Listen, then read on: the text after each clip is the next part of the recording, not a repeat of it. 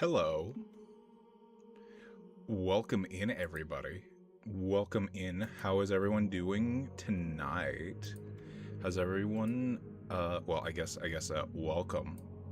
Welcome to my first, angel talk, where, we talk, I'm going to talk about angels tonight. Thank you. Thank you for the head pats. Hello, Star. Welcome in. Welcome in. We are tonight's Angel Night.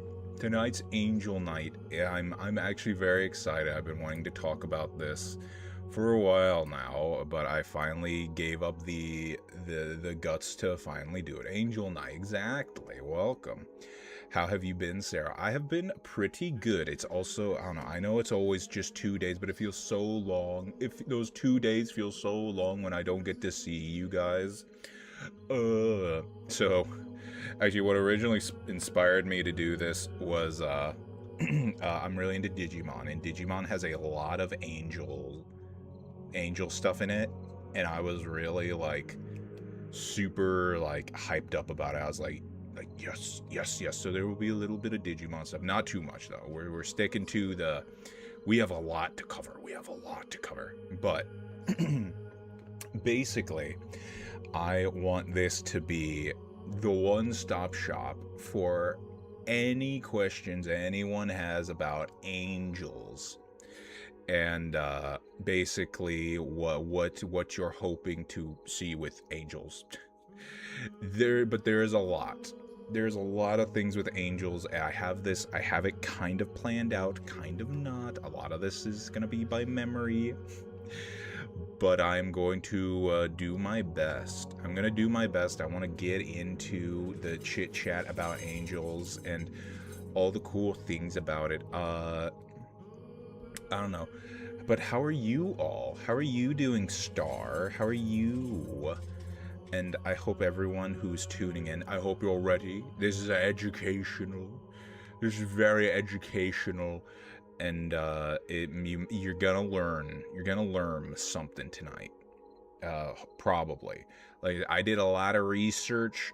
I took a lot of stuff in my brain, my brainium to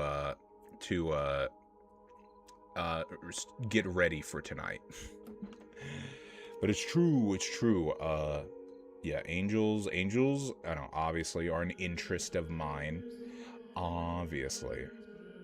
But we're going to, let's see, we're gonna go from ascending order. Everyone always descends with the angels, and I don't know why. Everyone starts at the top and then they go down. I've never understood why. That doesn't make a lot of sense to me. But we're going to start from even below the bottom. We're gonna start way before. We're gonna be here a while before we get to actual angels, but it's important. Let's see. Honestly, I'm trying to get started.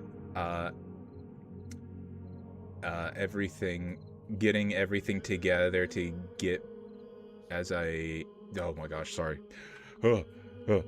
Honestly, I'm trying to start getting everything together again as my break ends soon. Oh, I see. Yeah, gonna get back to it. Get back to, I don't know. I guess what's your break for? If your break is for, I don't know, school or whatever, I understand. School is no fun. I don't like school either. I never like school. You want me to sit while someone yaps at me for 8 hours a day about boring stuff? You can't do that. You couldn't even do that. But yes, this stream, I'm hoping I cover like literally everything I can possibly think of with angels. And I hope I do a decent job. I am an angel after all. But you know something, there ain't no rest for the holy. I can't sit for long because I genuinely just get so bored. Me too. That's why I daydreamed and drawed. I would draw and I would daydream, and my teachers wouldn't like it. But okay, first off, I want to start with a disclaimer. A disclaimer about angels. The first thing I want to do is tell you all, if you ever think you are talking to an angel, if you think you are being contacted by a spirit, if you think an angel is with you, it is probably not. If it is anything, that you should go to a doctor and get your head checked out, or a therapist. If it is an actual spiritual thing that you are feeling, it is probably a demon. Like 99.9% of the time, if you truly are having a spiritual experience, just assume it is a demon. And that is not a joke. That is actual advice my priest told me is, yeah, don't listen to visions, don't listen to anything, just live your life. Don't worry about stuff like that. Also, disclaimer number 2, these are real beliefs that actual people hold, so I will try to be respectful.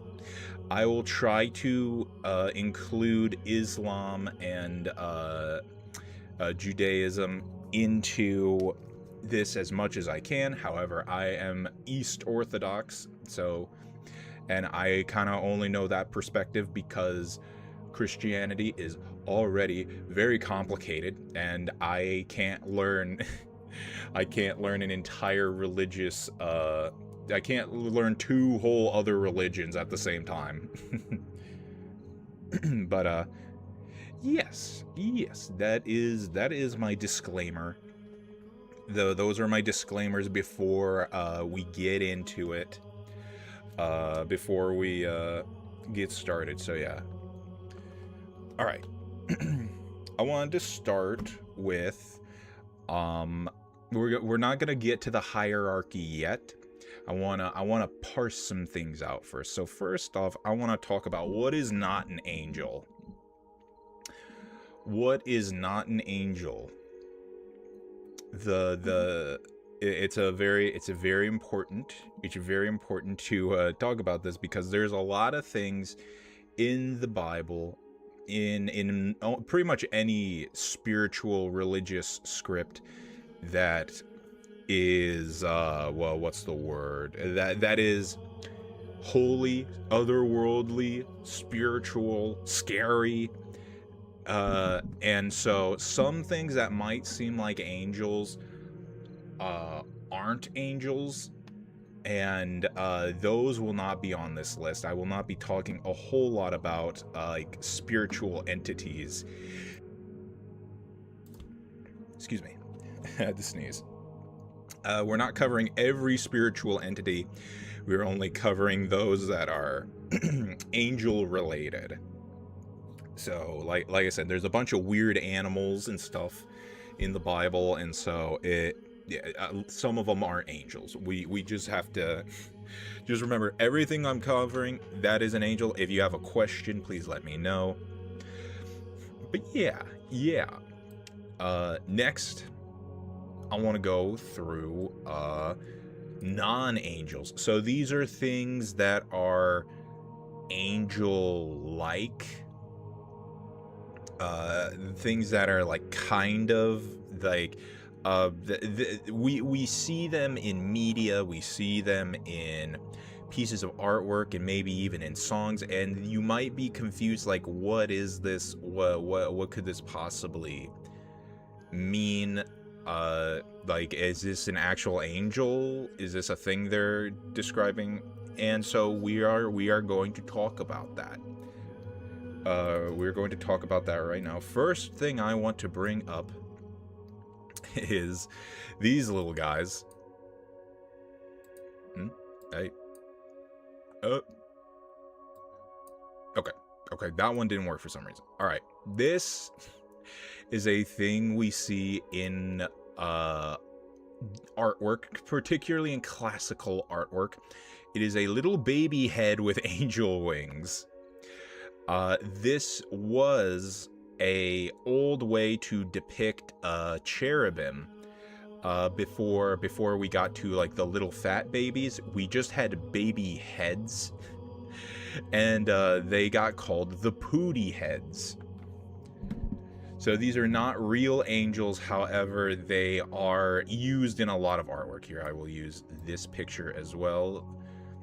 If you look right up in the little corner right there, there are some Pooty heads flying next to this wolf. I'm not exactly sure what this is. I assume this might be some saint being taken up into heaven, but horrifying, a little scary looking.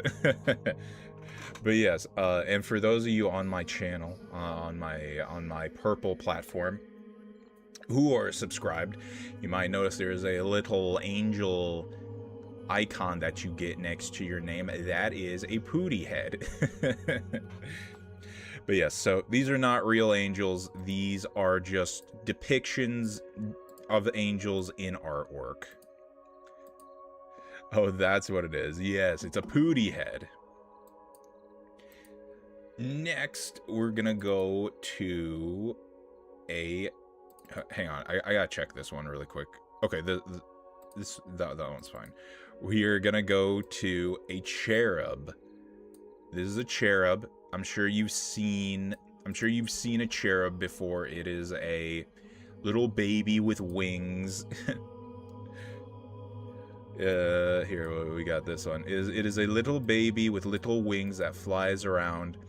And these are supposed to depict cherubim as well. However, they have their own distinction. They are called cherubs. And they basically, from the popular idea is, I don't know if this is true, but the popular idea is people did used to depict cherubim as they are officially talked about, and we will get to cherubim. They won't be until way later, but you'll see why. Basically, their drawing them was considered very too scary and too otherworldly to go for the vibe that they were going for. So instead, they used cherubim, these fat little baby angels. So yeah, another thing I want to bring up while we are here. Once again, just like the pooty heads, they are depictions of angels rather than actual angels. We also are going to talk about Cupid, or Eros, as the Romans called him. This is also a popular way to depict Cupid, and this is because in Roman lore, Cupid or Eros was said to be eternally youthful. He was supposed to always look like a child, and he was supposed to spread love, and his mother was Aphrodite. That's right. And basically, when Christianity kind of came in and took over the Greek culture and Renaissance paintings, us here in the West, we love our Greek stuff. So we needed a way to depict Cupid, and so the sort of template of the cherub was used to depict him as he's also a baby. So if you're ever wondering why does Cupid look like a cherub, that is why. I believe that is not what he's not actually supposed to be, a literal baby, but he is supposed to be very youthful looking. But those are the not angels. We are going to be getting into true angels here in just a second, but we are going to first take a bit of a step back. We're getting closer to angels. So we got non-angels, and now we're gonna go to what are called angel kin, is what I'm gonna call them. Specifically, we are talking about the Nephilim.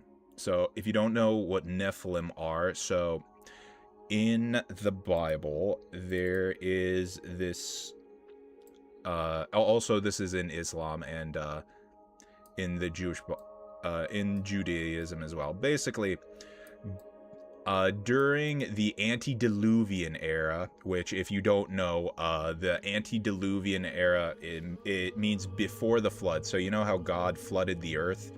That flood is actually referred to as the deluge. And so before the flood in history, we call that the antediluvian era. And this is kind of when, this is where a lot of conspiracy theories come from, is this is where man lived with dinosaurs and the lizard people came from the ground.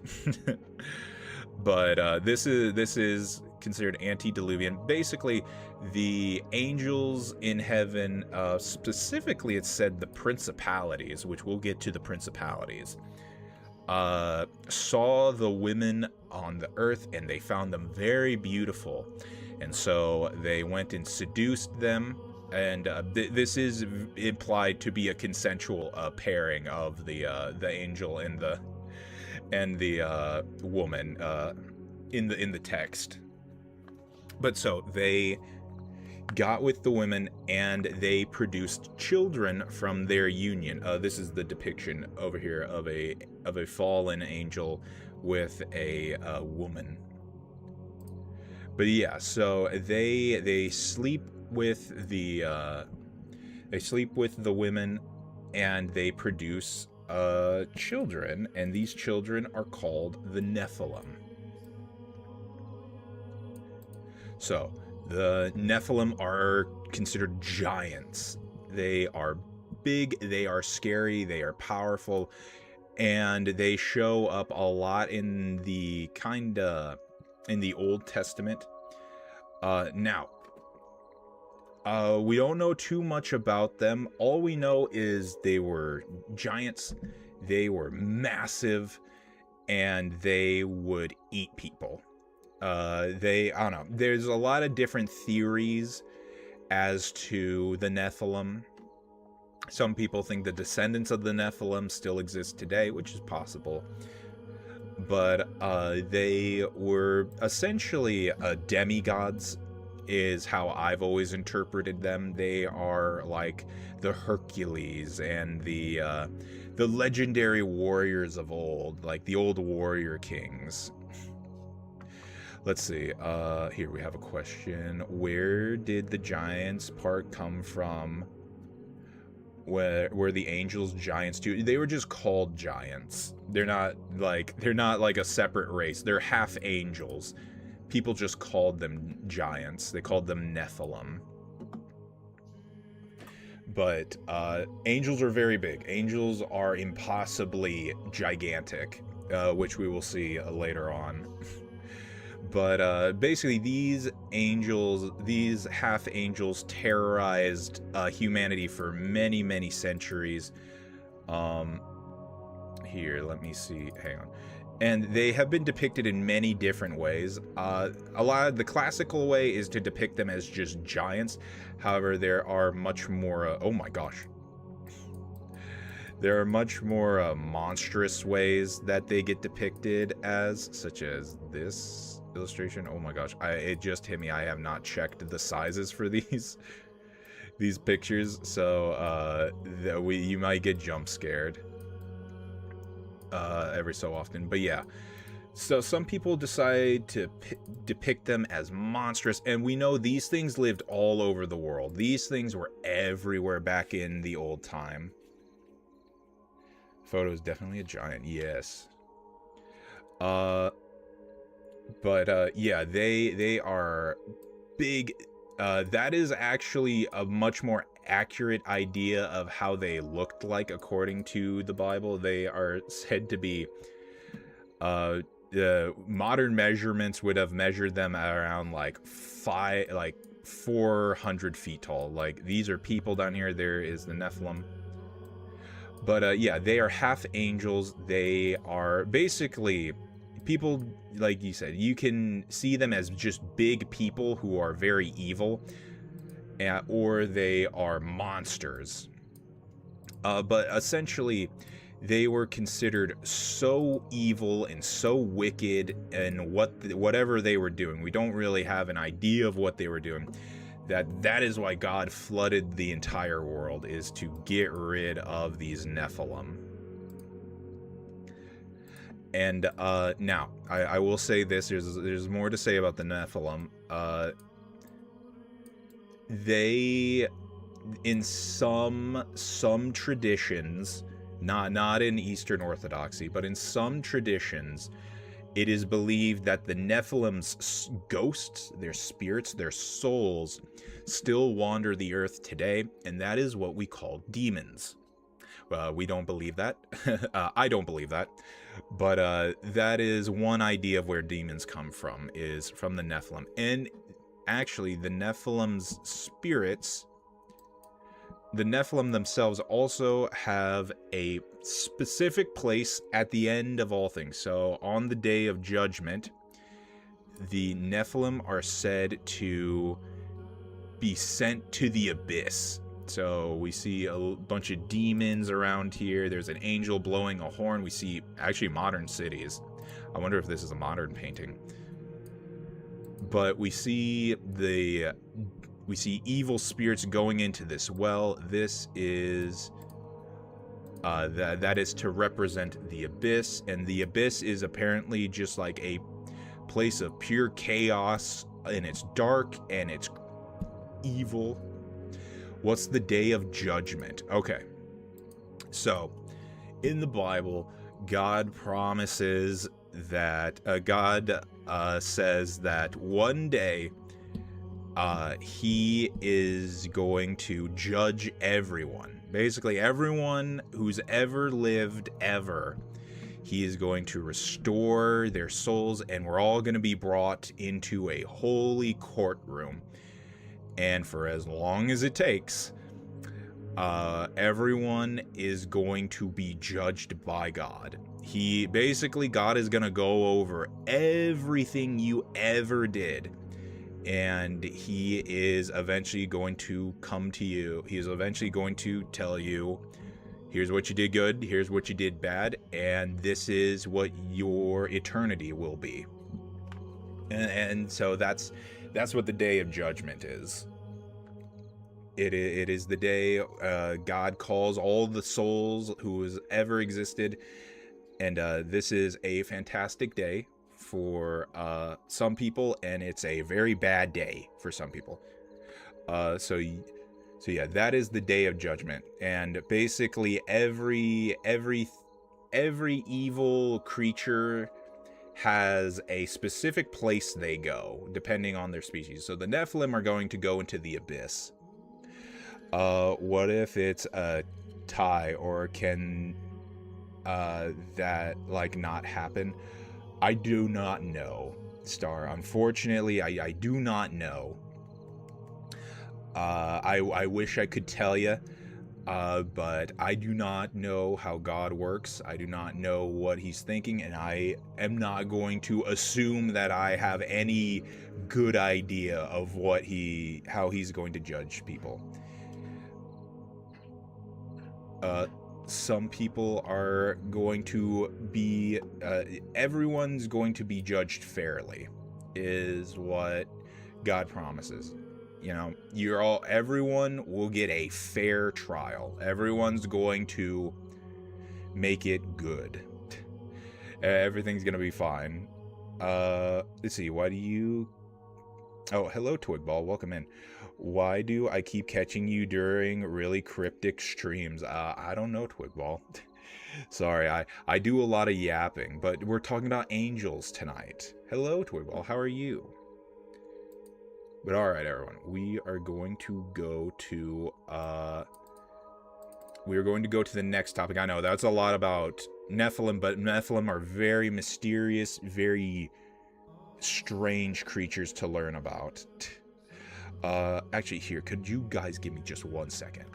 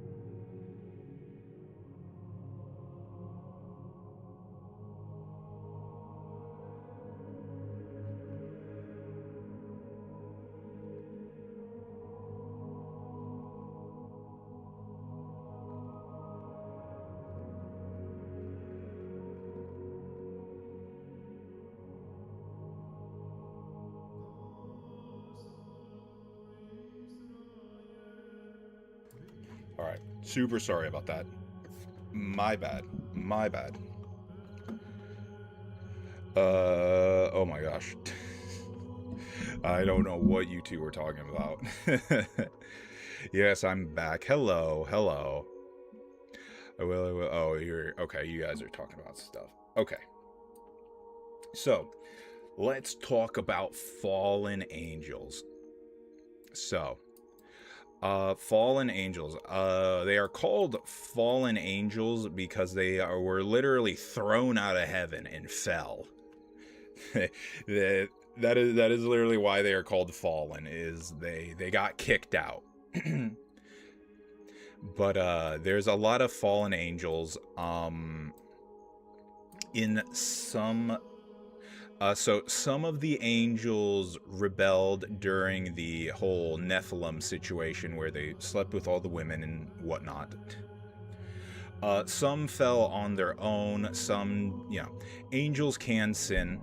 Uh, that is a thing. Angels are creatures that have free will. There's kind of this misconception going around that angels don't have free will and they're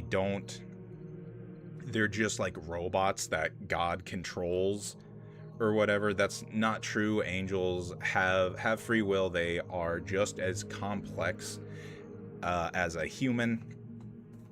It's just that they are of the spiritual realm and we are not. But the difference is when when an angel sins, it's not like us humans. Us humans, we are dumb. We are influenced by many, many outside factors. We are very ignorant to the true nature of God's plan. We are very, we have a lot of stuff. We have a lot of issues with our, how we do stuff. And so that is why God is very forgiving with us by sinning. We can sin a lot and God will forgive us. Oh, hello, Abyss. Welcome in. Angels, on the other hand, they have quite a bit more information, and an angel lives in heaven, so an angel kind of has to deliberately make the decision and go out of his way to sin. So when an angel falls, they are never forgiven. They get one shot and they fall. Let's see, are fallen angels chosen or born? They are not. They are neither. They choose. Just angels. We don't know. From what we understand, the angels were all created all at once at the beginning of time. That is what we understand. That's the only thing we understand so far. We don't know if that's exactly true or what. But yes, fallen angels literally kicked out of heaven because they have sinned. Now, what I've always found interesting is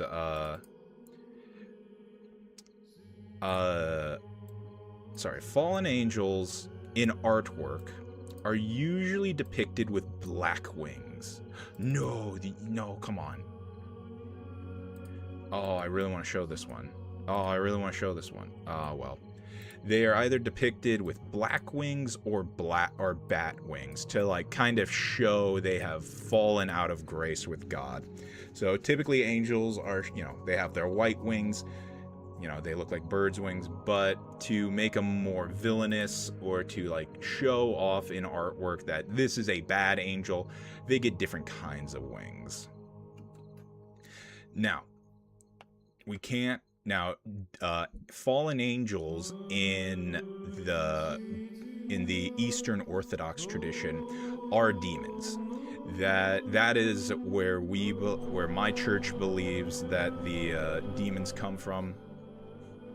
They come from fallen angels doing evil stuff to humanity because they're mad that they had to serve us even though we were humans. But of course, obviously, the guy next to me here, We can't talk about fallen angels without talking about the big guy.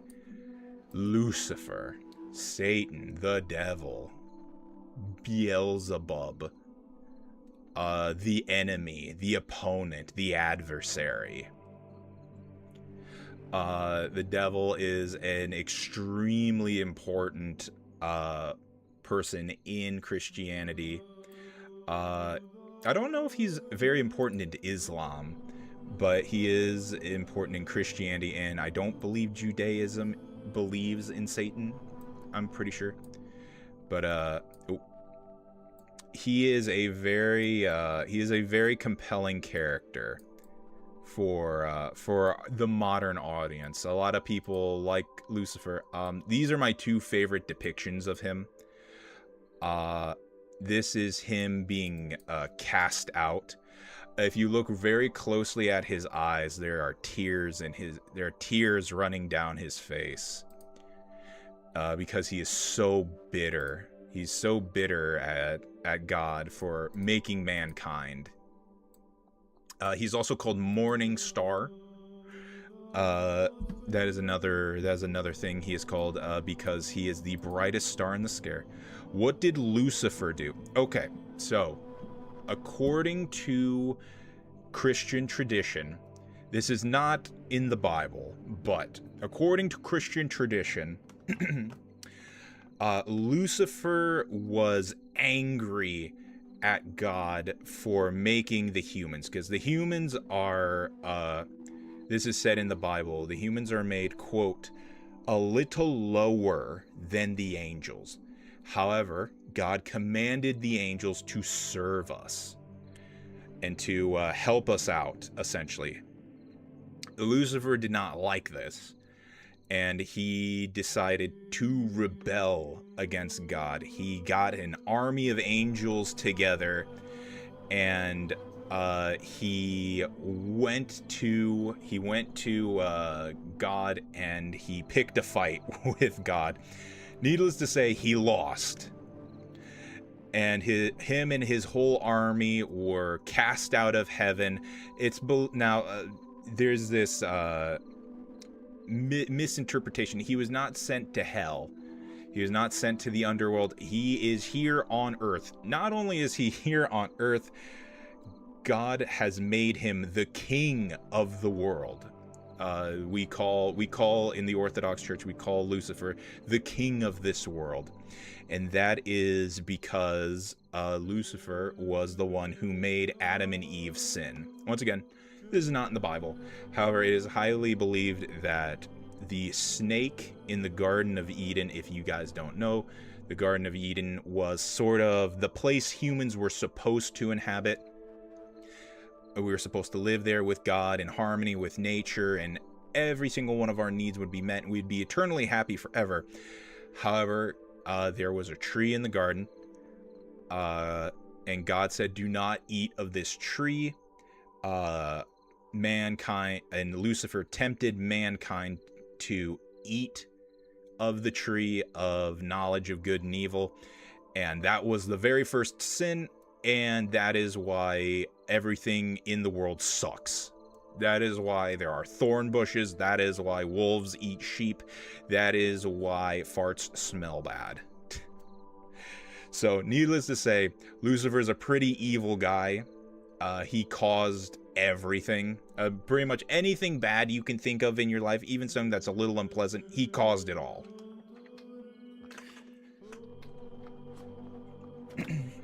And so, that is why Lucifer is considered the arch demon, the ultimate betrayer, and that is why we call him the opponent, because him and his army of demons are always tempting us, trying to make us do bad things, think bad things, and it is our job to fight against them.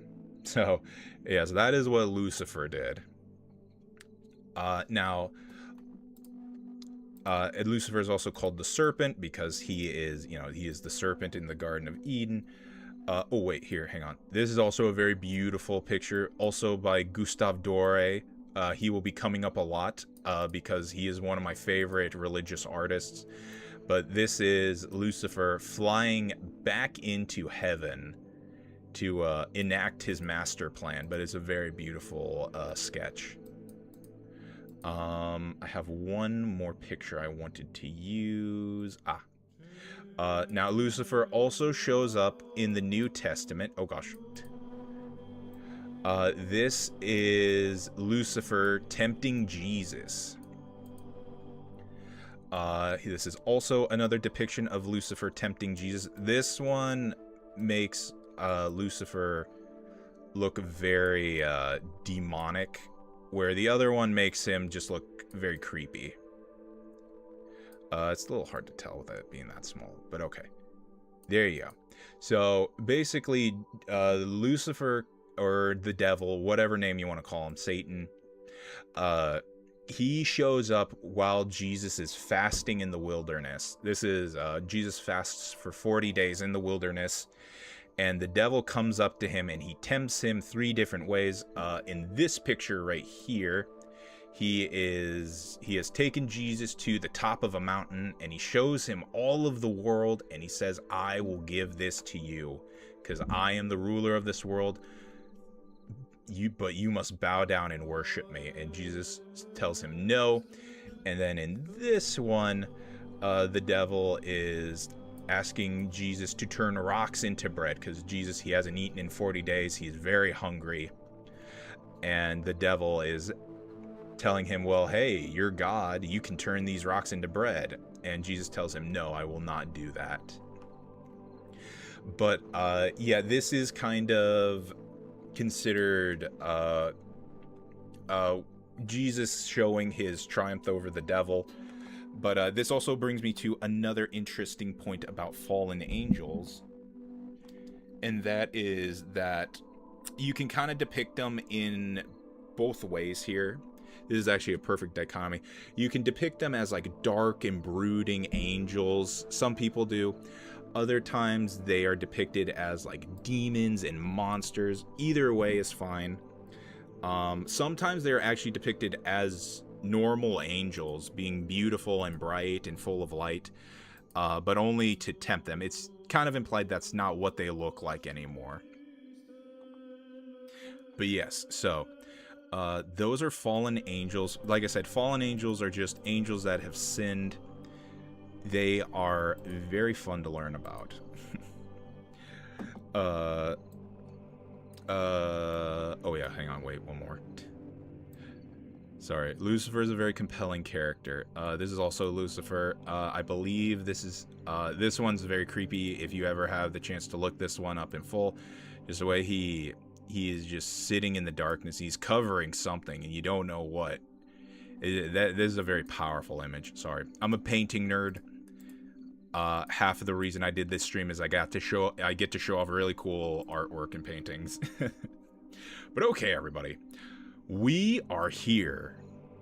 Finally, almost an hour in, we are here. We are actually talking about angels, real angels. Wow, look at them. Wow. Aren't you so happy we're here? But no, for real, oh my gosh, it went so quick. I feel like it just started. I know, me too. But so there are a few books. So we have what is called, this is what we'll be following today. This is called the Hierarchy of Angels. So angels are divided into what are called choirs. Hey, huh? What? Choir. But angels are divided into what are called choirs, and those choirs are separated by things called spheres. So a single type of angel is called a choir. So like the angels down here, this is the angel choir. And then above them is the archangel choir. And then above them is the principality choir. And that makes up the third sphere. We'll get into what all this means later. As you can see, they are in groups of 3. Each choir is collected in groups of 3, and that is called a sphere. So, choirs. So remember, choirs are a single species. A sphere is a group of 3 angels. Now, before we get started, we need to talk about this lovely gentleman. This is Saint Dionysius. Actually, his name is Pseudo-Dionysius. Saint Pseudo-Dionysius. And he is the man who created this. Basically, he poured over all the extra religious. Also, I believe he lived in the 40th. No. He lived in the 1st century. Yes, he lived in the first century AD. And he compiled this and created this whole system. He basically poured over all the information about angels and the Bible and where angels appear in extra Christian literature, and he compiled it all. So basically, this dude's pretty sure he figured out everything from angels. So thank you, Saint Dionysius. Please pray for us. Next thing we gotta look at is this. This is the Book of Enoch. Okay. This is a very, very controversial book in Christianity. Essentially, we all believe that the Book of Enoch is correct. However, we cannot put it in the Bible because there's a lot of things that are very, very suspicious about it. I'm not going to go into the details, but I want you all to know the Book of Enoch is not in the Bible. However, it is mentioned in the Bible. That makes it very confusing. This whole Book of Enoch thing is such a rabbit hole. I could do an entire stream on it. But here's what you need to know. We believe a lot of the stuff that is in the Book of Enoch, however, not everything that is in the Book of Enoch. Like I said, it's very complicated.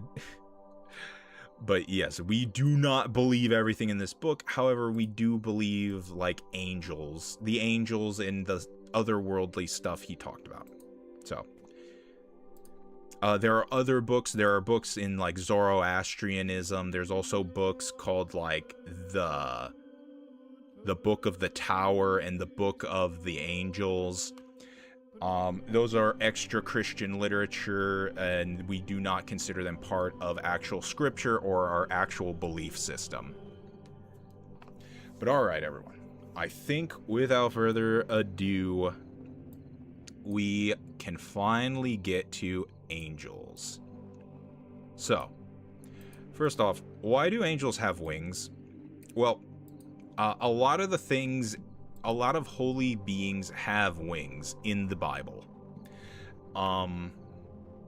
They have wings because artists like to depict things flying. It's a good way to depict things as holy or otherworldly or in a higher place. People have used wings to depict holy things since, like, the beginning of humanity.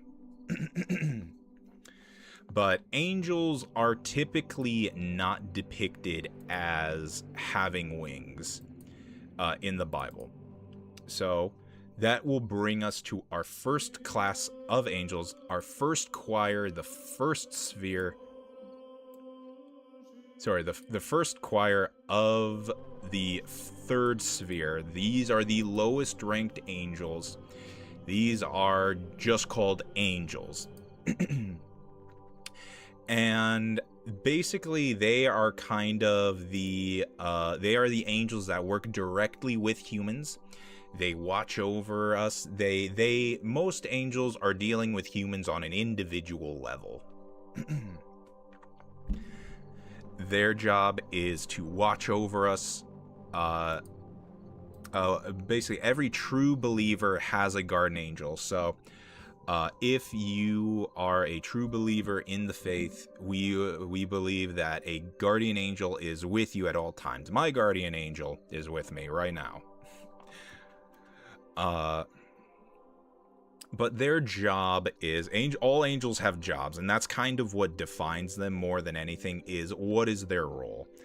And angels' jobs are pretty versatile. They either are there to deliver messages, they are there to guard humans against evil, they are also there to help you out in rough situations. Angels are very, they are our companions. They want to help us overcome our evil, the evil within us, and our dark thoughts and our sad things that go around us. They also help fight off demons. However, angels aren't like flying around and like hunting for people to like help. Usually you are assigned an angel. God has an angel assigned to you, and that angel is going to watch over you and protect you, as we can see here. But yeah, angels, they're just for the average person. They are very important, obviously. They are like the janitors, which I don't want to compare them to janitors, but they are the ones working,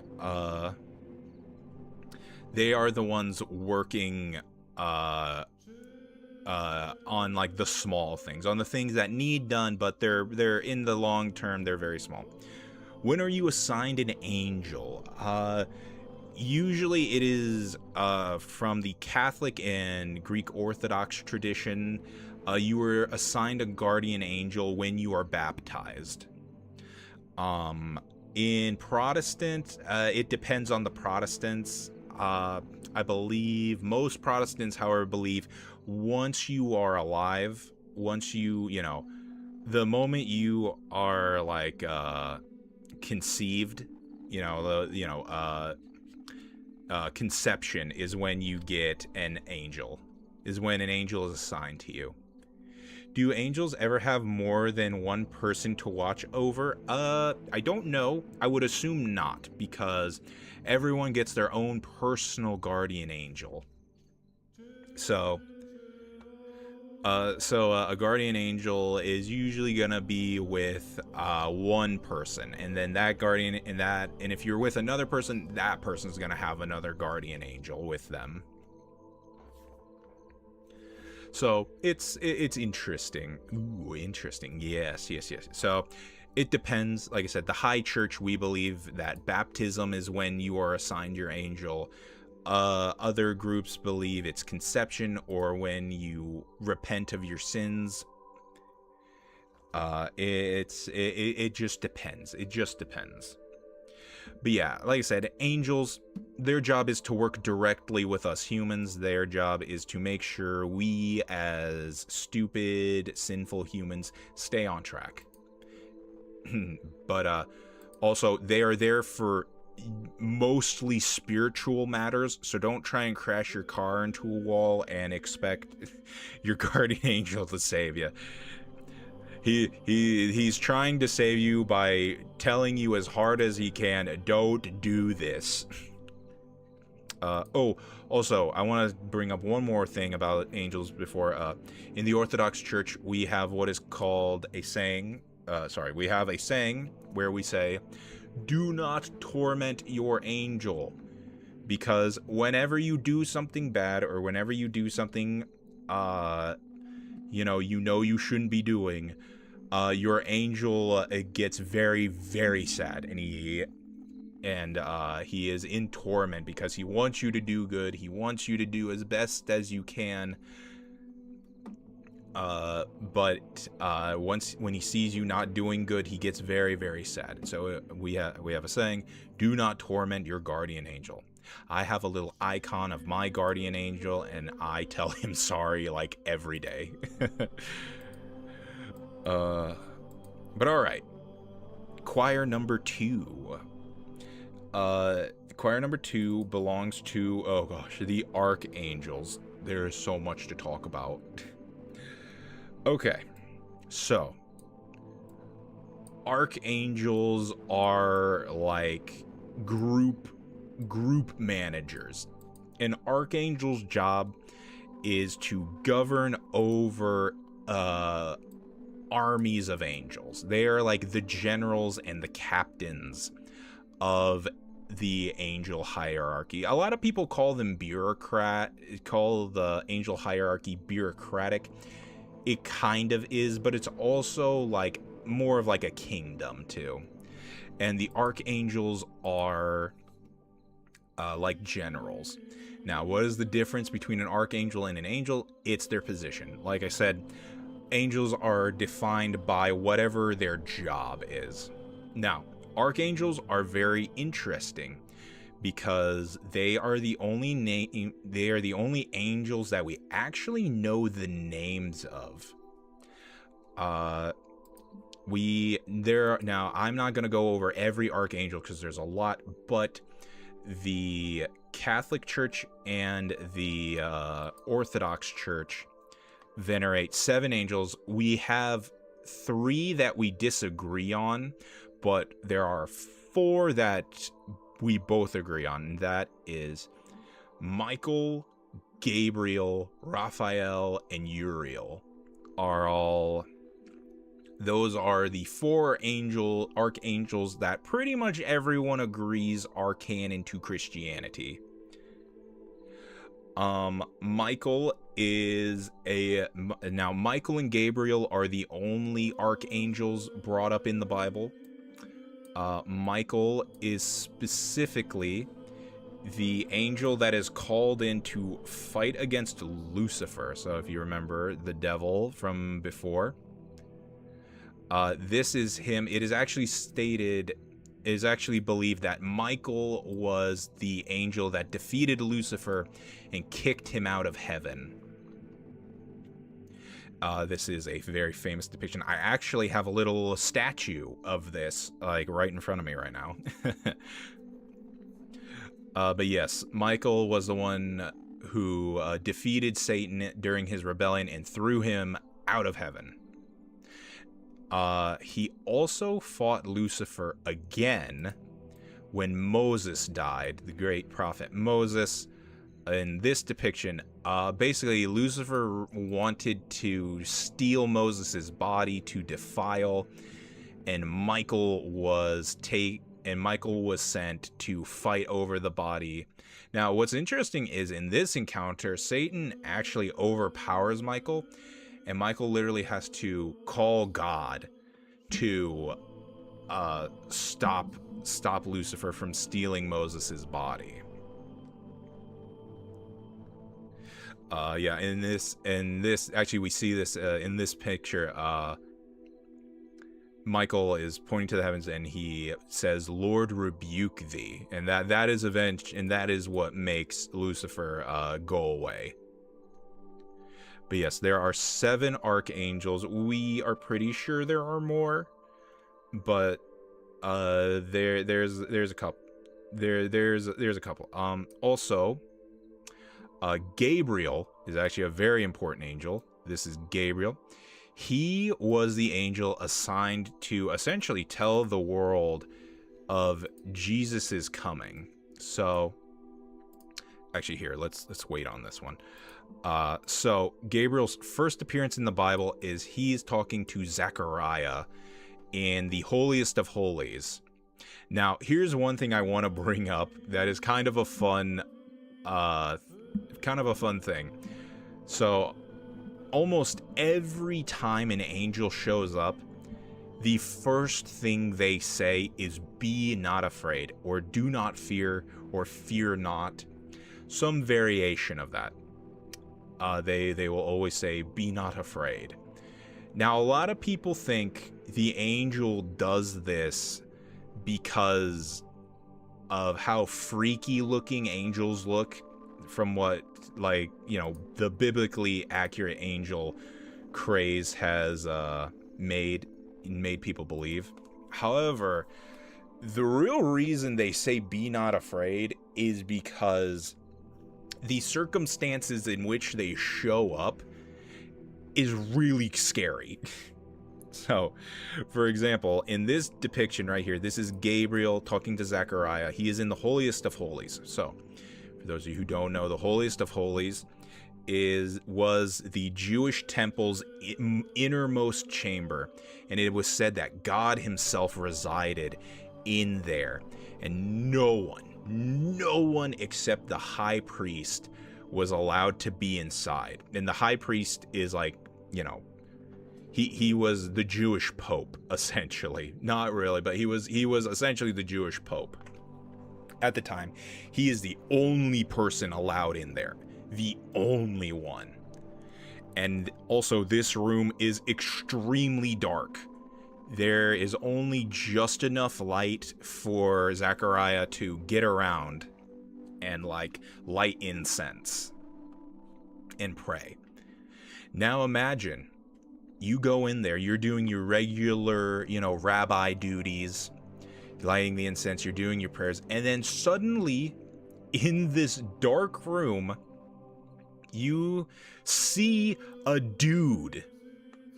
You see a guy just standing there, and he's like, "Be not afraid." It's like, oh, I would probably be very scared. Now, I should have mentioned this in the angel.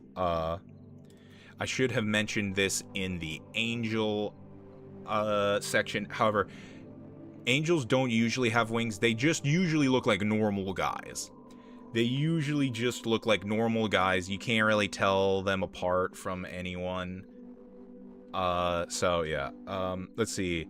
Is it dark for a reason? I'm not exactly sure why it's dark. It probably has something to do with if you the Jewish tradition of if you look at God, you will die.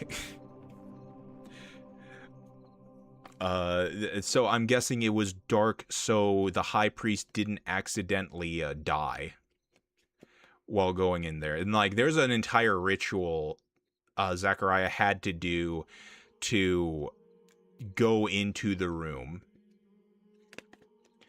And like basically there's this old story that in like really ancient times when the rabbi would go into the holiest of holies, they would tie a rope around his feet. So if he happened to die while in the holiest of holies, they could drag him out and not have to leave him in there. But yeah, so Gabriel comes to I've never heard of that before. Yeah, it's very, very old. Very, very old tradition. But so Gabriel, he tells Zechariah, who is an old man, he tells him, "Hey, I know you're old, but your child is going to be..." Oh, thank you so much for the follow. I appreciate that. Thank you. Dare Live, thank you. Perfect stream. I need for my art history. Perfect. Well, I'm glad I can be of assistance. But okay. Gabriel appears in the holiest of holies to Zechariah, and he tells Zechariah, like, "Listen, man, I know you're old. I know you are, you and your wife can't have children, but here's the thing. You're gonna have a baby, and you're gonna call him John, and this is John the Baptist." However, Zechariah says, "I don't believe you. Get out of here." And so he strikes.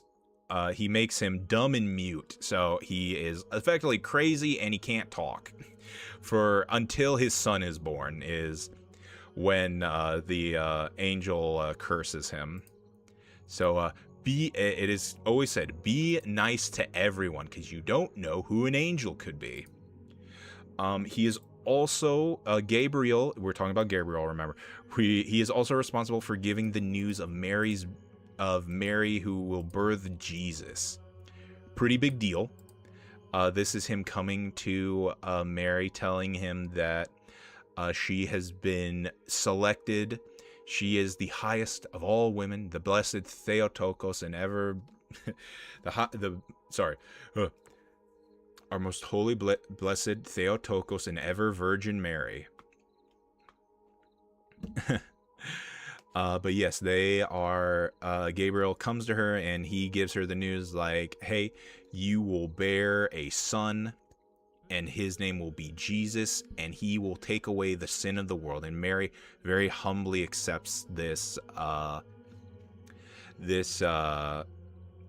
situation. Also, no extra Christian fact. We call Mary Theotokos. Theo means God, Tokos means carrier, so she is the God bearer because she is the mother of God. And that is a very holy word. We have to cross our heart every time we say it. So Mary is very important. Gabriel has one last appearance, and that is when Joseph, the father, the worldly father of Jesus, he's very scared to go back to Jerusalem. He doesn't want to go back to Jerusalem because there is a king there that tried to kill them before. And so he's wondering, like, is this a good idea? Should I actually take my family back to Jerusalem? And Gabriel comes down to Joseph and tells him, don't worry, go back to Jerusalem. Everything will be fine. And he's like, okay, I guess I'll do that. So archangels are typically used for very important things of like very important matters. You don't want to mess with an archangel. They are, like I said, they are like the commanders. Arch means chief, so they are chief angel. They are big, they are scary. All angels are scary. Now we are reaching the third choir and the highest rank in the third sphere. Where are they? Okay. These are the principalities. Now, this is where most people's knowledge of angels kind of goes out the window. Like, principality? What's a principality? And these are the rulers of the angels. As you can see from their depictions, they are usually depicted as having staves and crowns and very royal looking garments. And the reason why is because they are actually rulers. Their job is to so you know how I said angels' jobs are to deal with individuals. Principalities their job is to deal with groups. So cities, towns, kingdoms, your street has a principality watching over it. And his job is to make sure everything goes in order, nothing all that bad happens in his domain spiritually. But yes, they rule over entire areas. New York City has its own principality. The state of New York has a principality guarding over it. They are on Earth watching over the lands, making sure, everything's all hunky-dory. They are watching their angels. They're watching their angels do their work, hoping that things are fine. But yeah, the principalities are cool. Actually, here's a very cool depiction of them. A nice little classical depiction of them. But yeah, they're kings, they're rulers, they're dukes, they're dukes, they are princes and princesses. They are all just ruling over the spiritual realm. Fun fact, the fallen angels, it is specifically said, another word for the principalities are the watchers, because they're watching everything. And it is stated that during the sleeping with the women and the creation of the Nephilim, The principalities were the specific group of angels that committed this. They were the rulers, and they were looking over, their lands, and they saw the beautiful women in their lands, and they're like, hey, those ladies are very, very beautiful, are they not? We're kings. We should have some beautiful ladies. And so during that event, that is when the principalities were, that event was considered specifically done by the principalities. But yeah, they're very interesting. They had a lot more. Oh, here's a little cute version. Here's a little cute version of a principality. It's a little principality. It's a princess-pality. There we go. But yeah, they're very interesting. There was a lot more about them than I thought there was. All right, sorry, my cat is bothering me.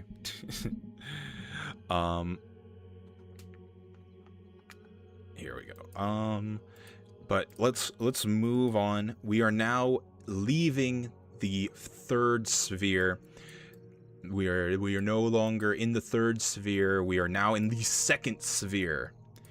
And we are going to be talking about the fourth choir. The fourth choir are the sorry, I want to figure out which picture I want to use. Here, we'll use this one. The fourth choir of angels. These angels are called the powers. Take a guess what their job is. These are the warrior angels. These are the angels whose job it is to fight. They are specifically like the army of God. And they are extremely powerful. Their job, like I said, is to literally fight the forces of evil. Here's another classical depiction. They are usually depicted as angels with spears and shields. Sometimes they are depicted with red wings, which I find interesting, and I think that is because of association with the god Mars. But they are said to be the mightiest fighters among the angels. They actually, I have a very cool thing. We do have a few stories of them actually doing things in the real world. This right here are the angels of God fighting against the Assyrians. And let's see.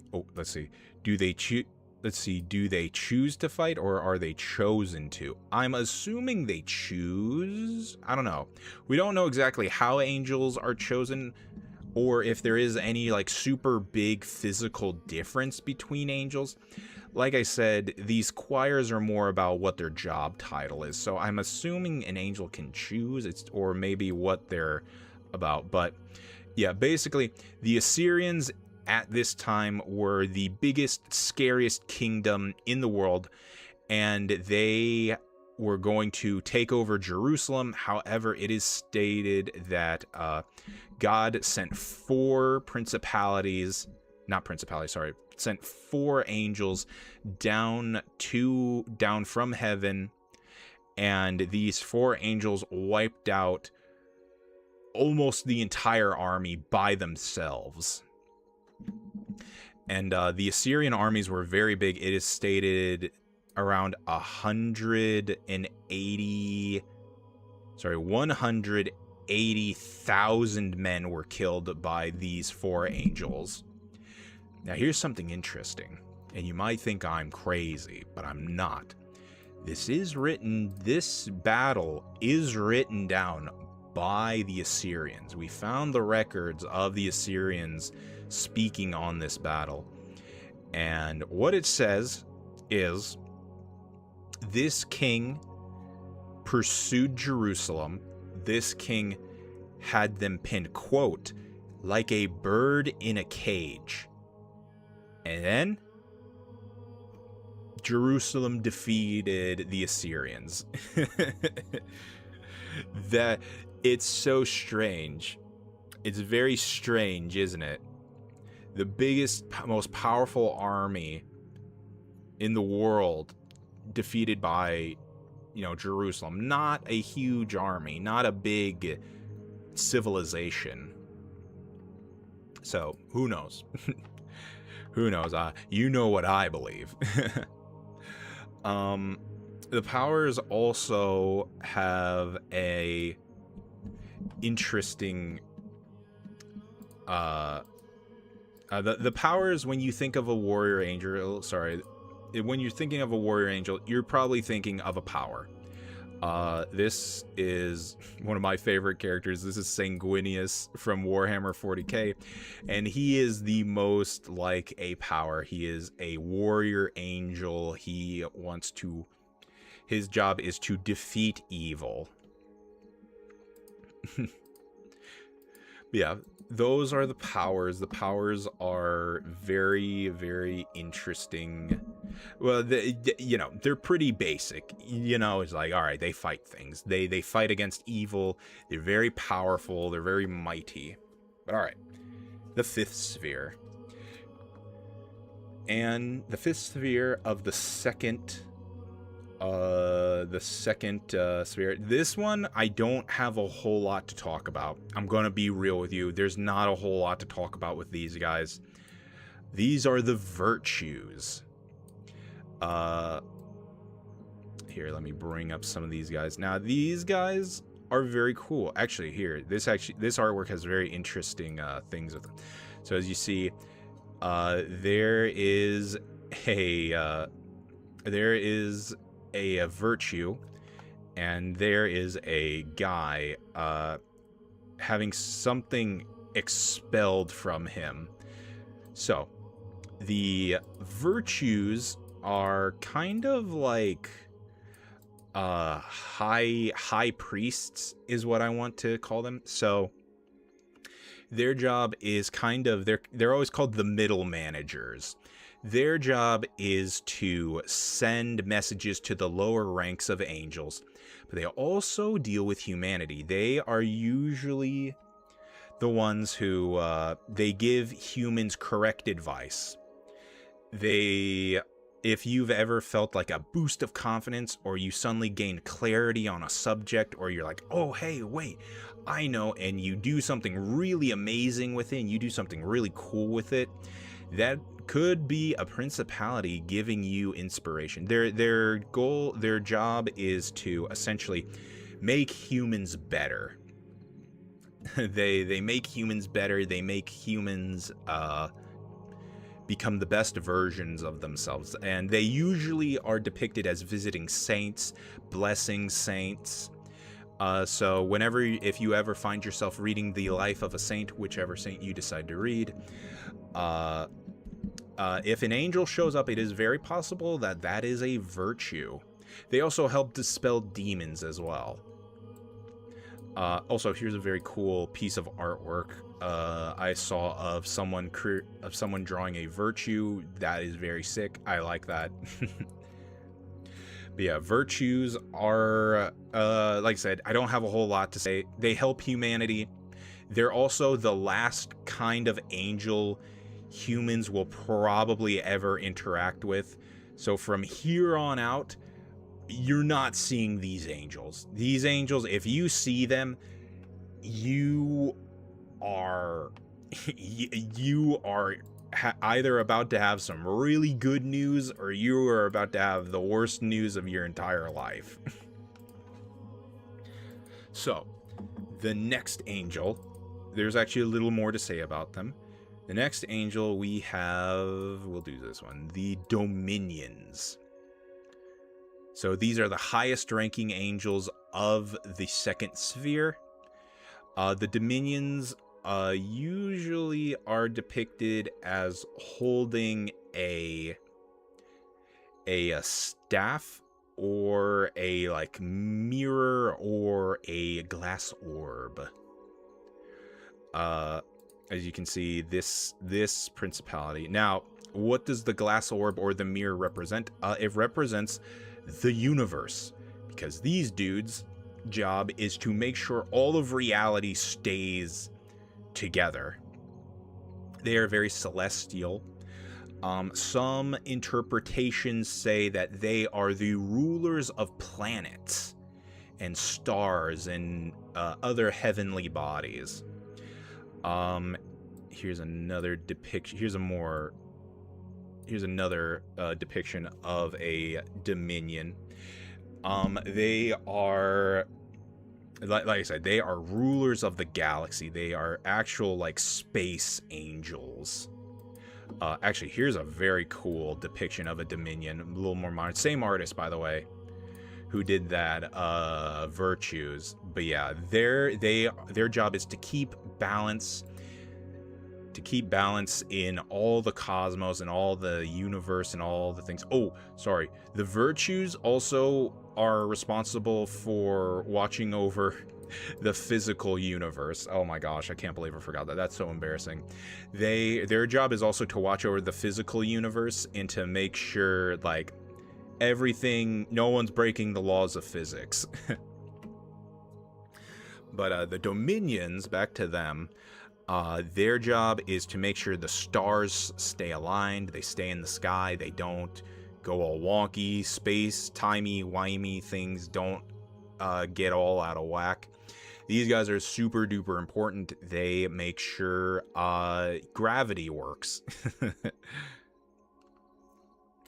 But yeah, there isn't a whole lot said about the Dominions. It's believed that I don't think there's ever been a single account of a Dominion interacting with a human, which I understand they seem very busy. They seem very busy. They seem very important. I don't think they need to be dealing with us. But like I said, those two are kind of the toughest to talk about because it's like they're very administrative. They have a lot of... They don't deal with us humans, and so we don't have a whole lot to say about them. Oh, before I move on, this is a Digimon. This is Dominionmon. He is based on a Dominion. Okay. Finally, we are here. Are you all ready? Are you all ready for the freaky angels?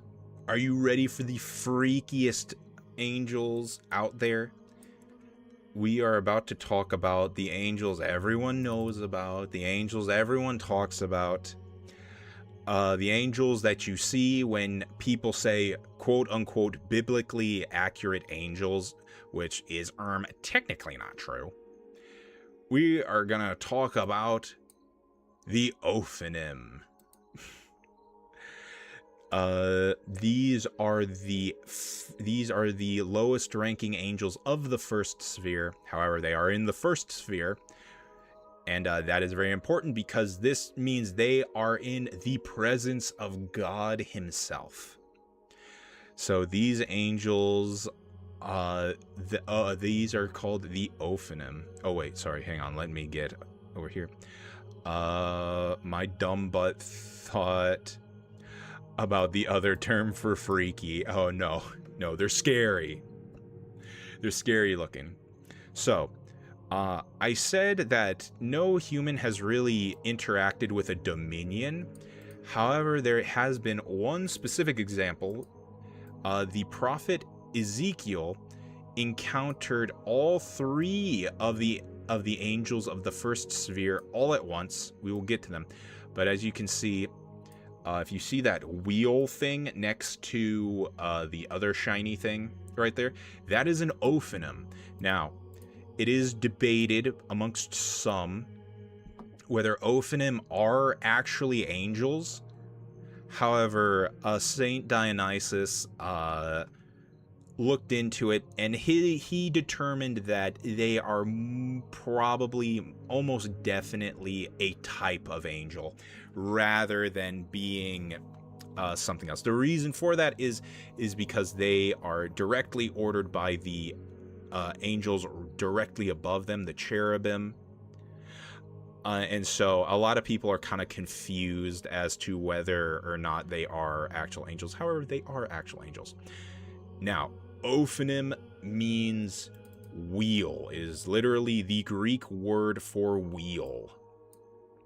And the prophet Ezekiel says that they are wheels within wheels, and they are covered in eyes.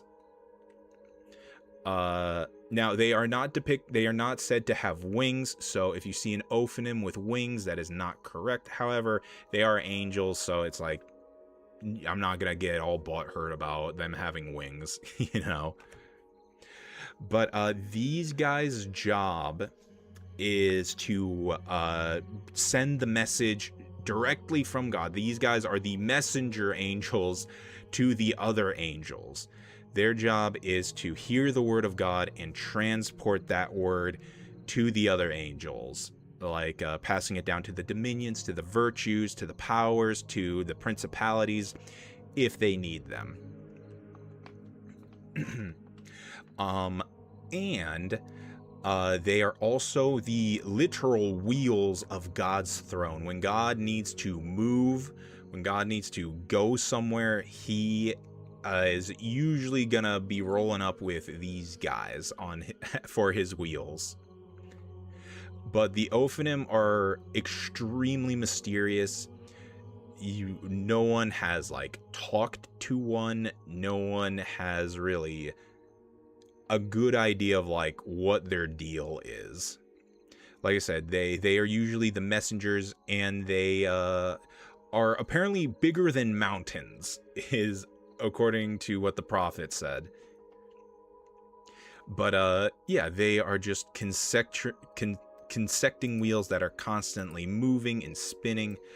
Here's another thing I really like about them. Okay, I don't know if I'm crazy or not. Please, if there's any other Christians who know about this better than me, I swear, there's a description of an Ophanim. They have something inside them, right? It's like a living thing inside of them. I could be wrong. Please do not take as what I'm saying is, I'm literally asking, is like, I have almost certainly seen a description or depiction of them having something in here, and I saw this artwork and I was like, okay, I'm not the only one. I'm not the only one who thinks this.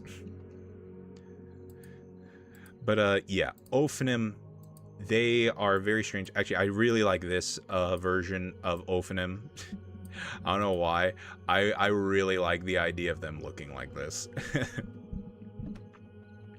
But yes, wheels within wheels is what they are said to look like.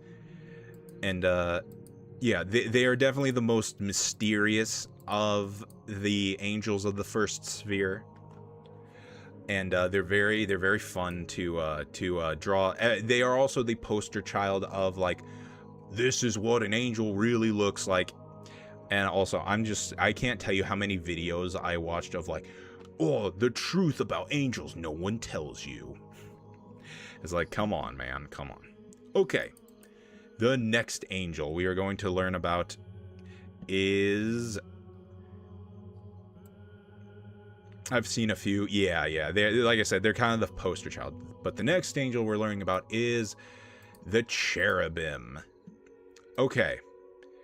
These guys have a very long history. They are literally the first angels we see in the Bible. Okay. So, let's rewind for a second. If you remember, this is a cherub. And I said they started depicting the cherubs as little babies because what a cherubim actually looks like is pretty creepy. Yeah, well, it's pretty scary. What a cherubim actually looks like is something like this. They have 4 or 6 wings. It depends on who's talking. They have the body of a human. They have the face of a human, but they also have the head of a lion, a head of an ox, and the head of a bird on them. And they like I said, here, let me bring this up again really quick. They are seen by the prophet Ezekiel. That is the cherubim right next to him, right next to that Ophanim, and they have quite a few jobs. So, this is where things get kind of messy for me because I don't really know what to talk about. I guess we'll talk about the origins of cherubim. So, cherubim are actually much older than Judaism. In fact, we have several cultures that predate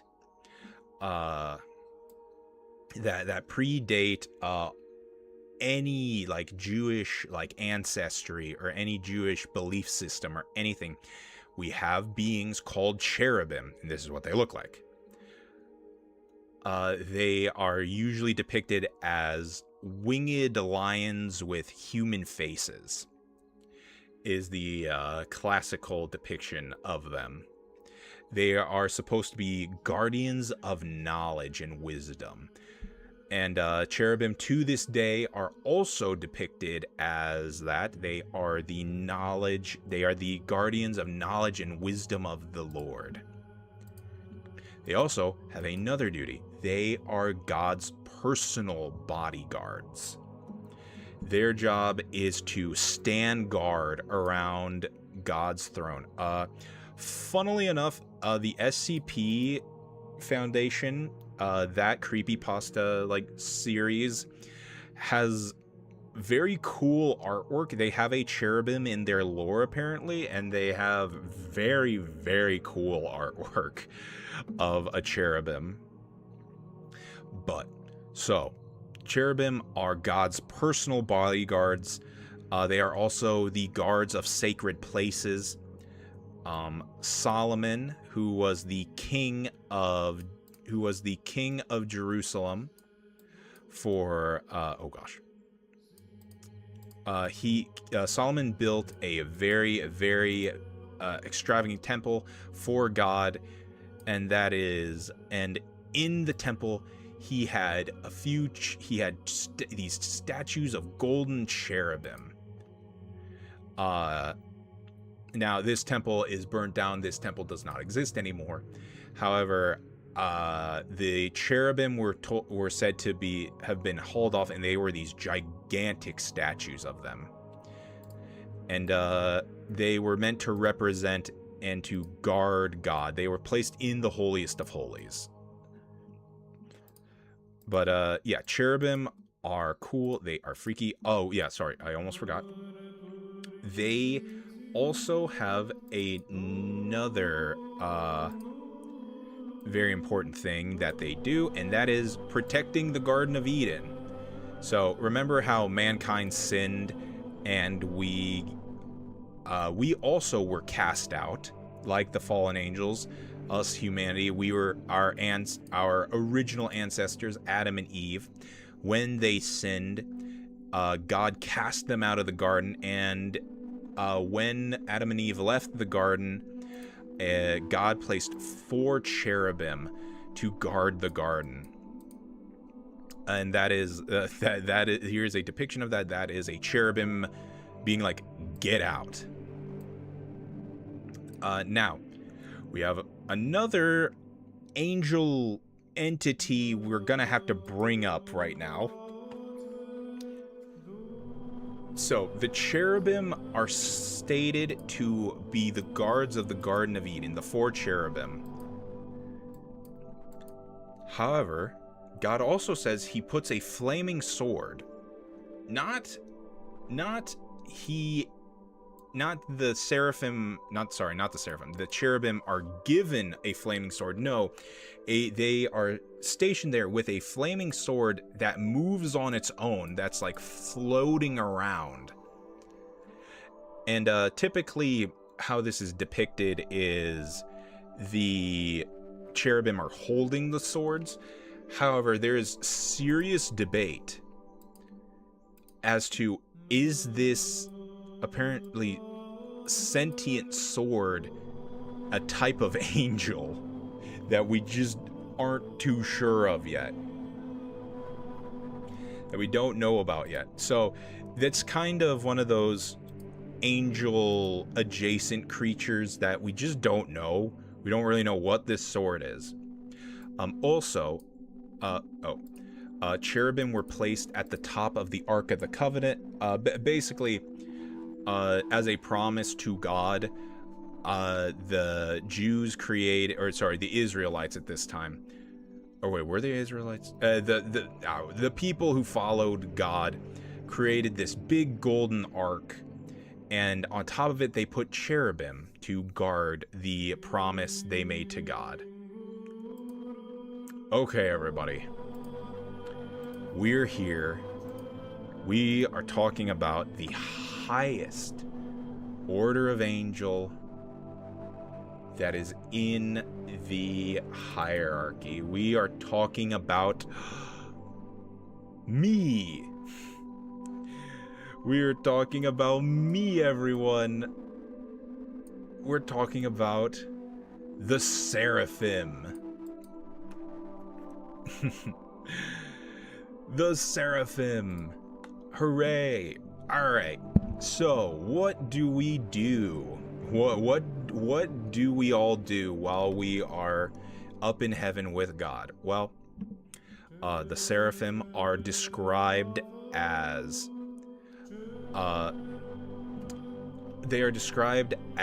angels that have 6 wings, and with 2 of their wings they cover their feet, with 2 of their wings they hide their face, and with 2 of their wings they actually use them to fly.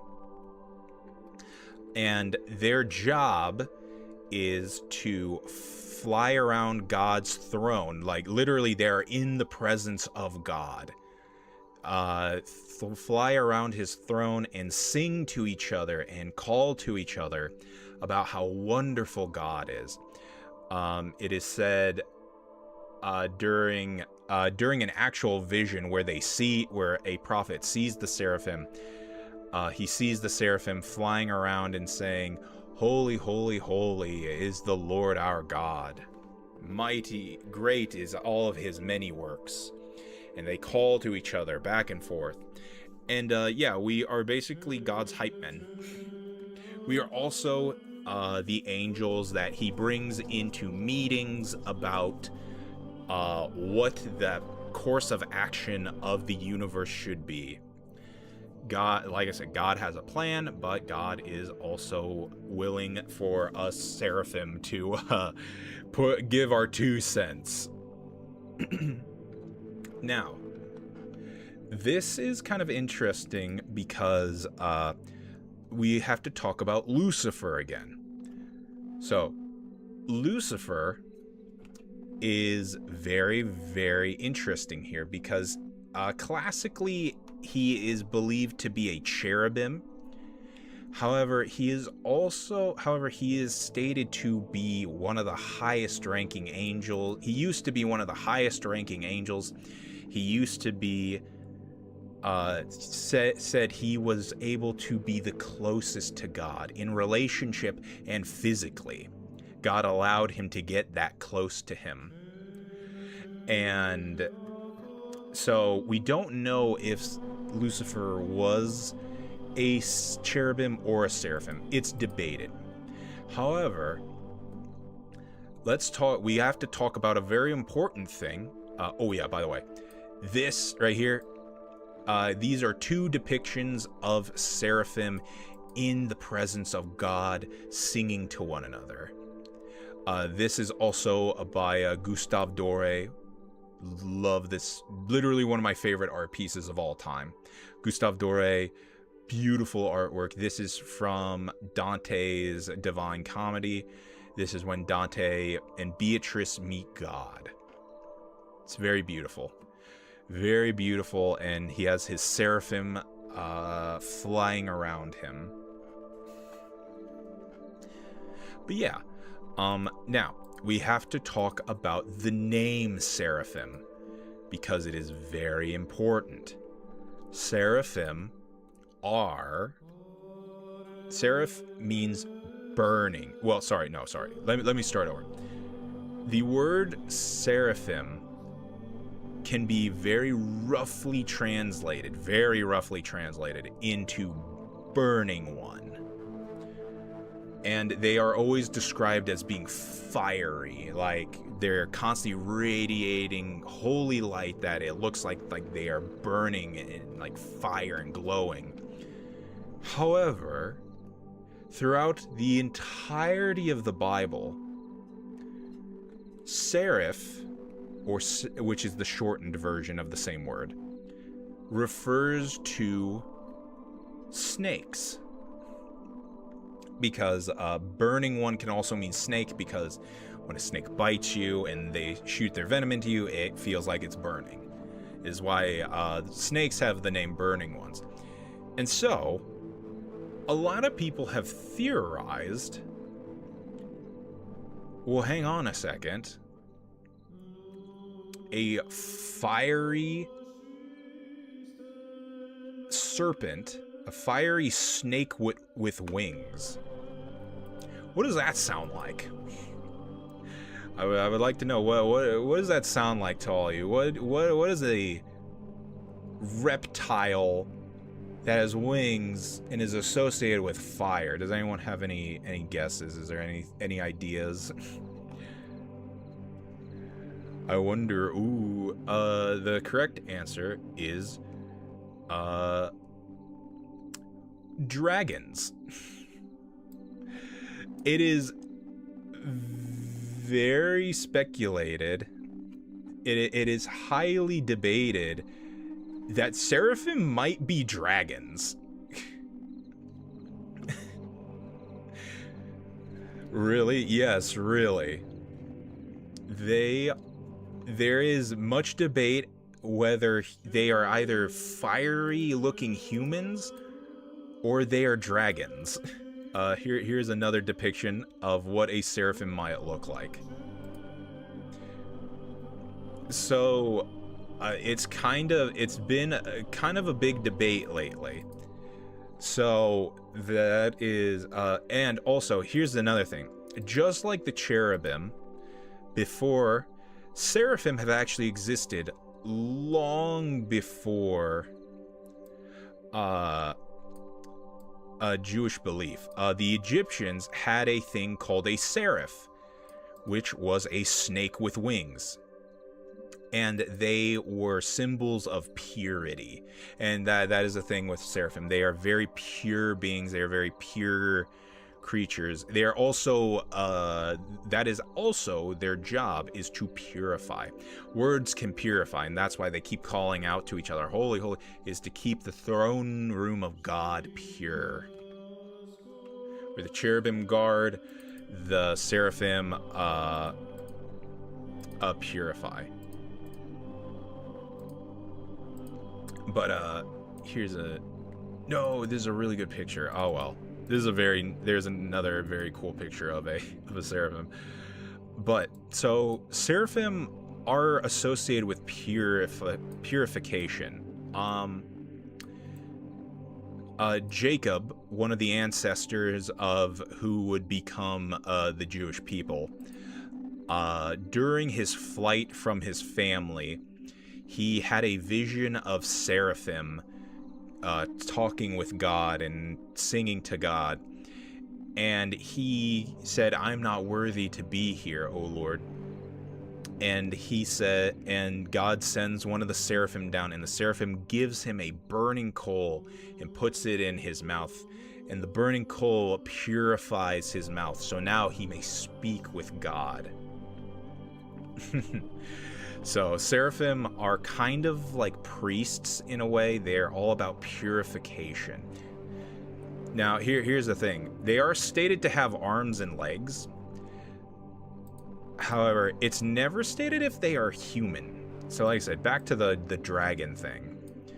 So, like I said, it is a big debate right now whether seraphim are humans or they are dragons. Also, I found this very cool artwork. Look at this. This looks sick. Also, the moon and the stars are in it.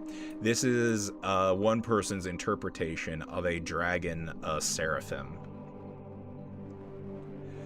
So I really like that. Also, the Egyptians. The Egyptians also had this creature, the seraphim, the seraph. This is an actual hieroglyph of a seraph.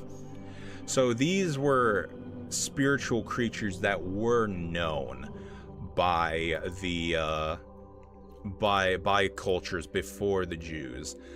Another interesting thing is, in the Greek Orthodox Church, the Eastern Orthodox Church, where I have talked about a lot, we believe that during Holy Transfiguration, when we turn, the communion wine and the communion bread into the body and blood of Christ, that is called a transfiguration.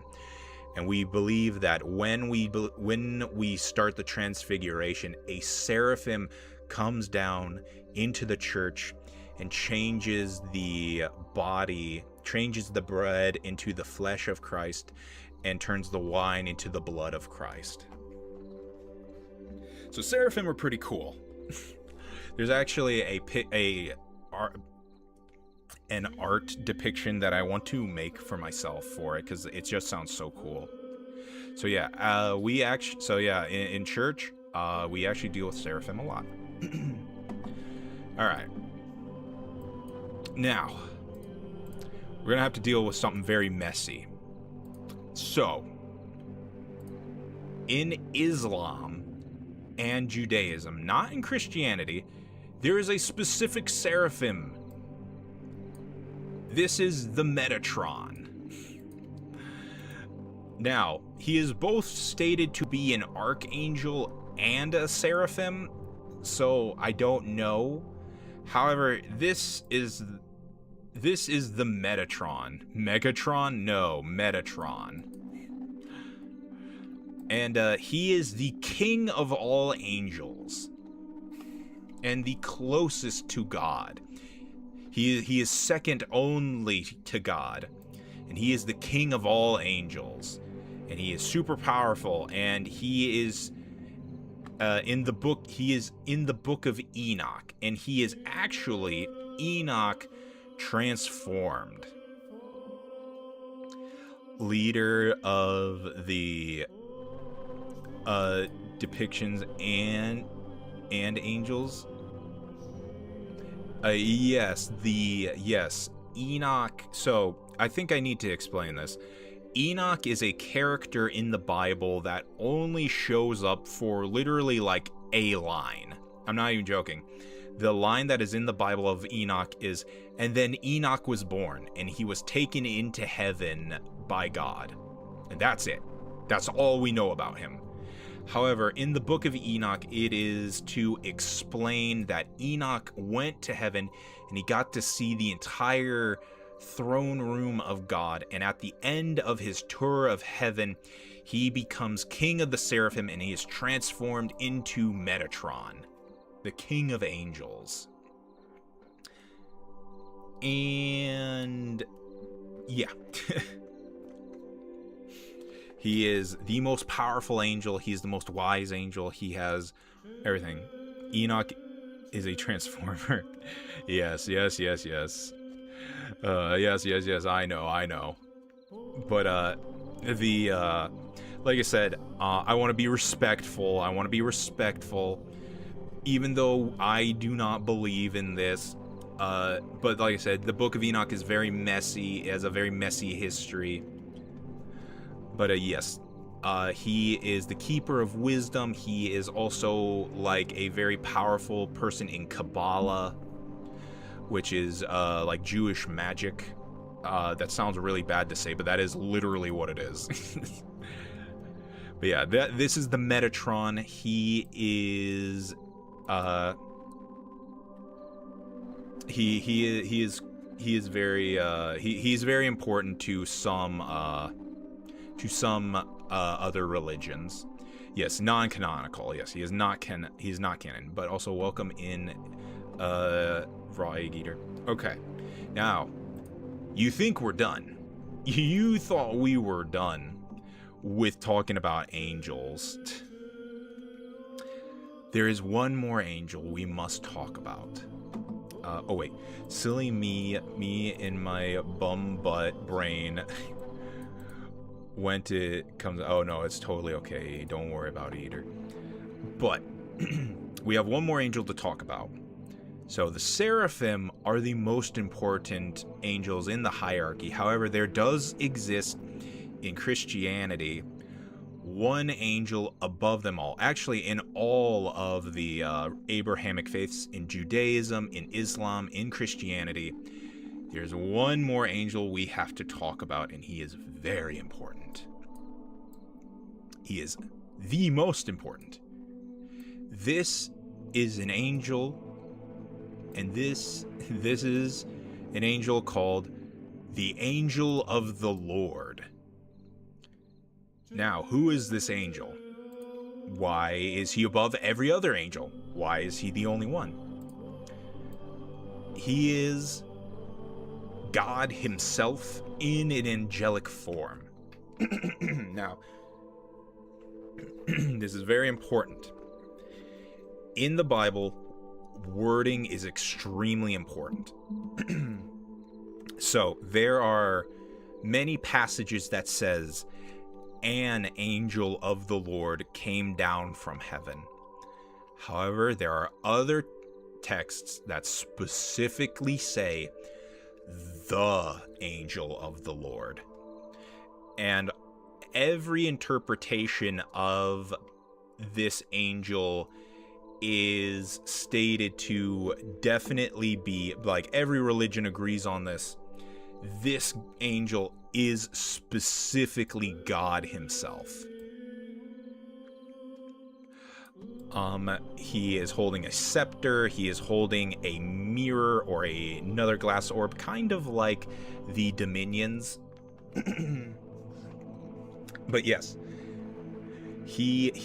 when God needs to come down and give a prophet a holy vision, or he needs to do something with his own hands, he usually appears in the Old Testament as this angel. Also, this angel is always typically depicted as having red wings. I don't know what that is about, but he always has red wings with like white underneath it.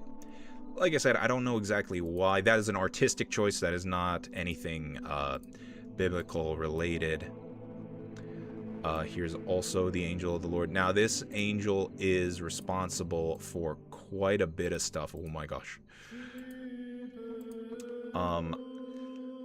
He comes down many times in the Bible to help a prophet, to help Israel, to help to help Jerusalem, whatever. He is probably most known for being the angel that comes down and possesses the bush, the burning bush that speaks to Moses. So God comes down, he goes into this bush, and it starts to glow like it's on fire, but it doesn't burn up, and it starts speaking to Moses, and it tells Moses, oh no, sorry, Abraham, oh my gosh, sorry, it's Abraham he does this to, not Moses. That is totally my bad. Sorry, that is very important. Abraham is the originator of the Jewish people. So every like Jewish person you meet, every Jewish person you have ever talked to or like know, they are a descendant of this man Abraham. Sorry, that is very important. But yeah, so God talks to Abraham and he tells him he's got a great purpose for him. And basically this is the start of like most of the Bible, is because of this. So yeah, the angel of the Lord, very important. He is also the God that he is also the angel that comes down, and when Jacob is returning to his family after he flees for many years, this angel comes down and starts fighting Jacob, and they get into a big wrestling match.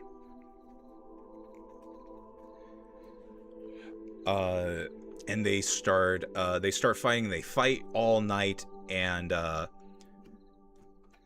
afterwards he kind of Jacob kind of asks him, like, who are you and why you're fighting me? And he says to him, like, I am the Lord your God, and you are going to be the beginning of a great nation, and and your name is no longer Jacob. I give you the new name Israel. So that is where Israel comes from. It is God wrestled with Jacob, and he renamed Jacob to Israel. Jacob is also one of the major descendants of the Jewish people.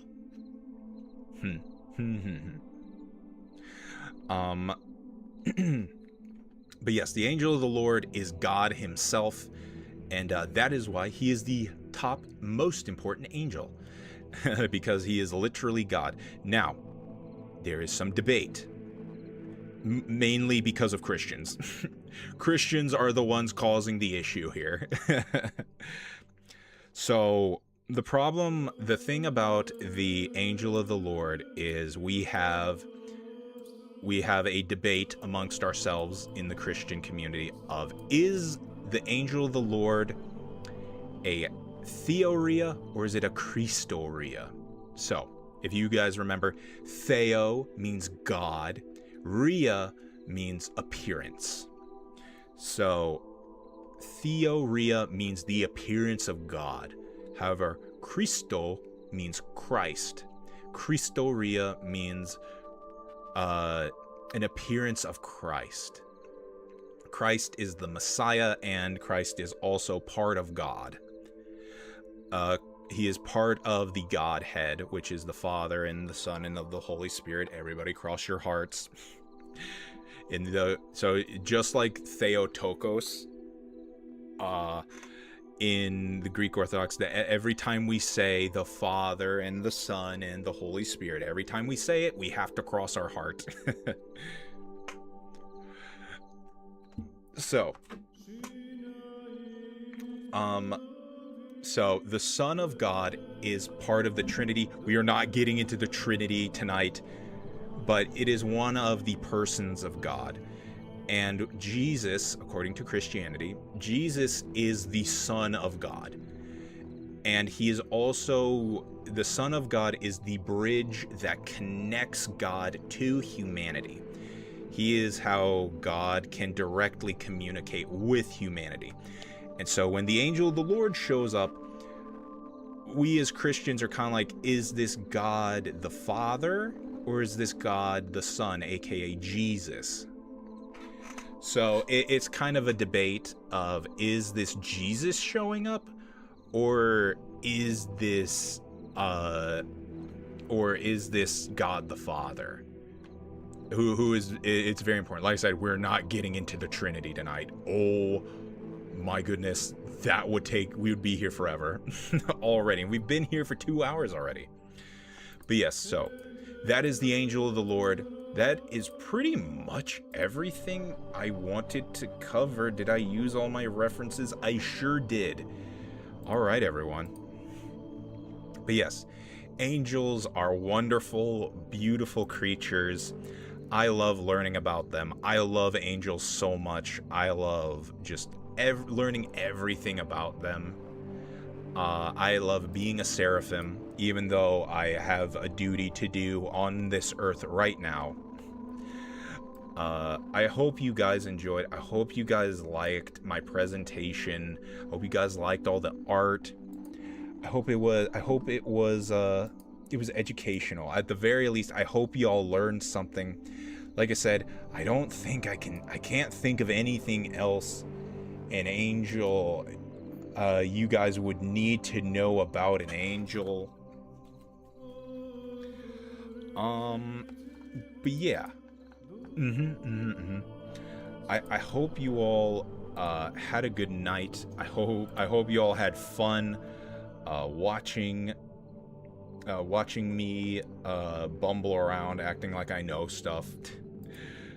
I love talking about this stuff. We are definitely gonna start talking about this stuff a lot more because I'm really down with it. I have so much about it. Let's see. I'm not into religion myself, but it was very interesting to hear. Yes. A question: where does Lupus sit in all this? She is trying to redeem herself. She is trying to find redemption. Let's see. I'm not a Christian anymore, but I love theology and creatures and stuff. Well, I'm glad I could keep your interest tonight. Let's see. Yeah, Lupus, she's trying to redeem herself. She is a fallen angel, but we're trying to improve her. We're trying out this whole forgiveness thing.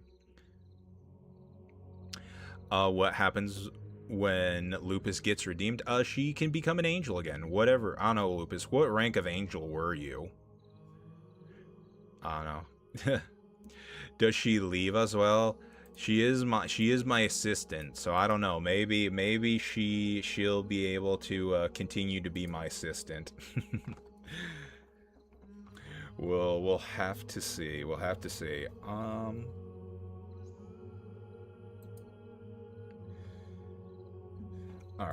All right, everyone. Like I said, thank you so much for watching, guys. Thank you so much for being here. I hope you all have a good night. I don't know. Should we go and raid someone? How many people do we have in here right now? We've got plenty of people. All right, we can go and raid someone. Oh, we have. Oh, wait. Okay. She's been streaming for a long time. She might be ending soon.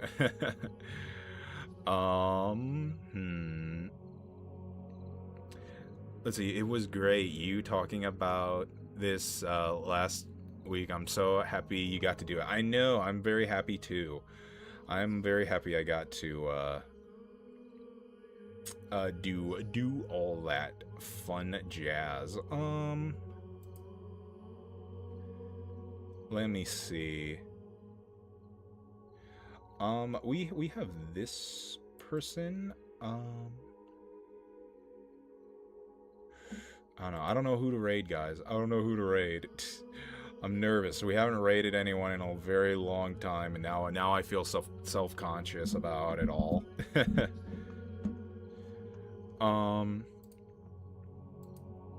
Let's see. I guess we'll just go to Suri. We'll go to Suri. She's a friend of mine. She's cool. But alright, everybody. Thank you so much for being here. Thank you so much for watching. It looks like she's doing little arts and crafts and stuff, so that's nice. That's nice. I'll see you all on... Oh, thank you for the head pets. I appreciate it. Thank you. I will see you all Friday. We are going to be doing a deep talk, so it'll be me yapping again, but I know that is what you guys come here for now. But yes, thank you everyone so much for watching. Thank you everyone for listening to me talk about all this stuff. I definitely like it. There's so many interesting things in theology that I want to talk about, that after all my drama and stuff, I've realized, something, I should just do it because it is something that I like to do. But, okay, everybody. Thank you so much for being here. Thank you so much for listening. Thank you so much for watching. I hope this was a good stream for you. I'll see you all Friday. This has been Seraphim Burning Choir. Have a bright and shining night, everybody. I'll catch y'all later. Bye-bye. Bye-bye. Bye-bye.